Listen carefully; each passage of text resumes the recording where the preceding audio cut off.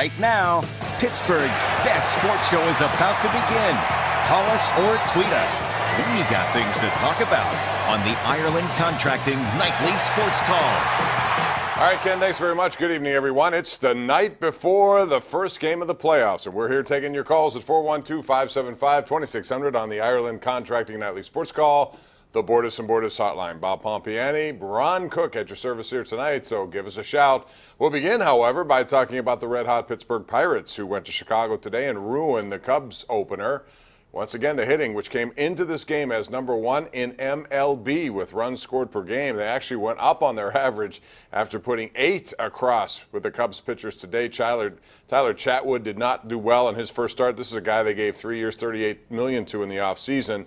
And then the Pirates, they took advantage of that. Home runs by Marte, by Cervelli, Dickerson, 3 more hits. And then at the end, it was their new reliever, their closer, Felipe Vasquez, who got the save. He seems to be better than Felipe Rivero. Anyway, the Pirates get the win. They're now 8-2. Ron Cook of the Post-Gazette and 93.7 The Fan, the Cook and Pony Show. Nobody saw 8-2 in the first Oh, game. I saw it coming. Absolutely. Yeah, right. No, it's been fun to watch. They're hitting the heck out of the ball. Dickerson's really fit in nicely in left field. I love the way Polanco's playing. Didn't have his best day today, but he's been carrying them. Cervelli, if he stays healthy, is a good player.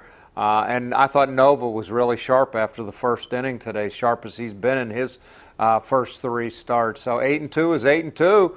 A chance to take one of the next 2 out of the Cubs and take 2 out of 3 from the series, move on to Miami. Be a real nice start to the season. It will, and it's tremendous to see for a young team with so many guys who came in here unknown virtually, and they've started well. It is a long season, 162 games. We've seen a lot of teams start well and not end so well. It's up to them to see what they can do after this, but so far so good. After 10 games, the Pirates are 8-2.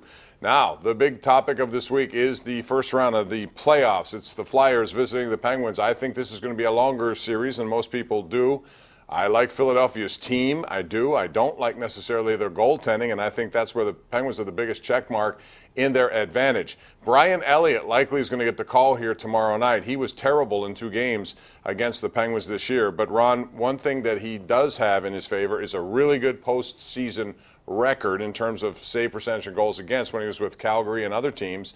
But this not last year, though. No, he was bad. But overall, well, how do you like him if you don't like the goaltending?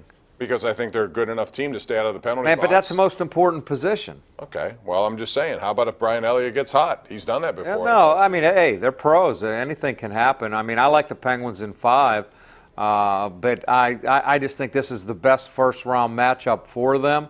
Let Columbus and Washington beat each other up a little bit and then maybe take on the winner there. Hey, I get it. You got to win 4 against Philly first, but the Penguins swept them this year. What's odd is they needed to go to overtime, both games 5-4 in Pittsburgh, and they won 5-1 and 5-2 in Philly, so go figure. 5 goals in each game.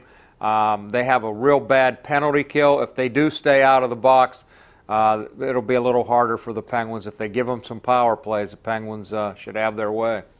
Flyers are a 3rd best team in the NHL when it comes to even strength 5-on-5 situations. They play well. The problem is their penalty killing's not that good, and when they get in that situation, that's where they hurt. It's interesting because Brian Elliott will get the call, but Peter Mrazek, they brought in as a trade guy, and while he probably won't play in this series, 10 career playoff games, a 188 goals against, and a 931 save percentage, so he's had success as a member of the Detroit Red Wings. But overall, this looks like it's a Penguin series. I don't see many teams in the East that could beat them in 7 games, so I'm taking them in 6. I do think it'll be a longer series than most. What do you think about Columbus? I like Washington to win that series.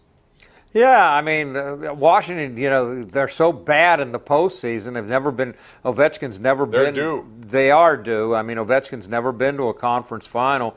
It should be a good series. The one I'm really looking forward to, Bob, is Boston and Toronto. I think that's the best first-round series by far. I really like that one. I think Toronto's really a good young team on the coming up, really going to get pretty good pretty fast. I like that series the best of all of them. Here's what's interesting about those 2 series on the Atlantic side of the ledger. Toronto this year against Boston went 3-1. They had their way with them. And New Jersey against Tampa Bay is 3-0. They beat Tampa all 3 times they played. New Jersey is a real sneaky team in this, Ron. I wouldn't be surprised if, Keith Kincaid has been really good in goal. They have the speed, they have the guys up front, and Taylor Hall's had an MVP season. Yeah, they beat the Penguins 3 out of 4, and the Penguins had to beat them in overtime. So they match up speed-wise with Pittsburgh. That's why I think that would have been the worst first-round matchup for the Penguins, but it sure looked like Columbus and New Jersey were doing their best to avoid Pittsburgh in the first round. They benched all their players in the last game.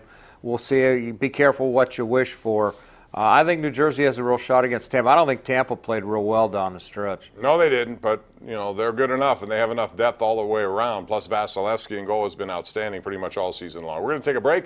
Come back with your calls. It's 412-575-2600. Hook us up. Call us. Let us know what you think about these topics and more right here live on the Ireland Contracting Nightly Sports Call.